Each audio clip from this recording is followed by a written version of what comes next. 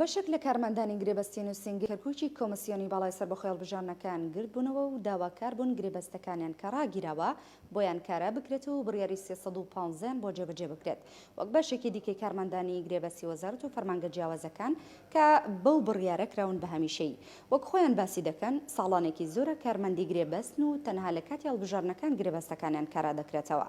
ئەم کارمەندانە لە تەواوی عێراقدا ژمارەیان لە 2500 کەس زیاترە.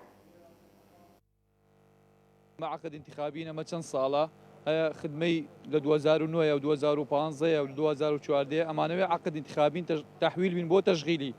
ئەمە دەرچوینە بۆ ئەوە تحویلمان بکەن بۆ تەشغیلی بریارەوە وعدیان داوە پێمان مادەی 284 نازام 2021 ئەو ژمارە دەرچوو ئەو با بڵێن ئەو بریارە على ئەساس مان کەنە عقد تحویلی بۆ تەشغیلی تا ئیستا هیچ شتێنێ بووە و هەر ئەو قسە بووە و هەر ماویتێنەوە مزاراکەین بۆەوەی تحویل بین. لە 2008ەوە تا ئێستا چەند انتخاباتە ئێمە مشارەکەمان کردووە بەشداریمان تیای کردووە هەموو دەوەراتەکان خیبرە و توانە شاهدە هەموو شتێکمان هەیە لەو بابەتە بەڵام هەر کاتێککە انتخابات تەواوە بێ یەکسەر تعلیقی عقدمانەکەن عقدەکانمان ڕاگرن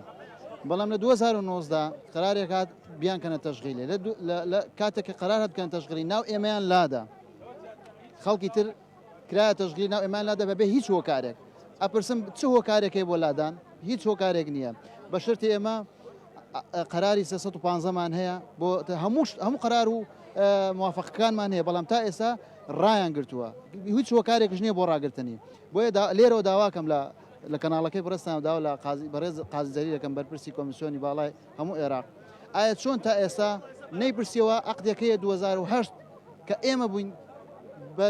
کۆمیسیۆنمان دامەزران هەتا ئێستا تەسبیت نەبووە بەڵام خەڵکتان هەیە لە 2018 2019 هێناتانە ناو کۆمیسیۆن و داتان مەزران.